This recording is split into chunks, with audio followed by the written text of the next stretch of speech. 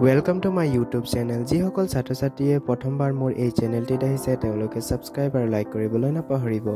মই লৈ আহিছো ক্লাছ 9 ৰ ছাত্ৰ-ছাত্ৰীসকলৰ অসমীয়া ব্যাকৰণৰ সন্ধিৰ সকলো গুৰুত্বপূৰ্ণ প্ৰশ্নৰ উত্তৰসমূহ। ইয়াৰ পৰা চাই গ'লে তোমালোকে নিশ্চয় পৰীক্ষাত ধুনীয়াকৈ লিখিব পাৰিবা।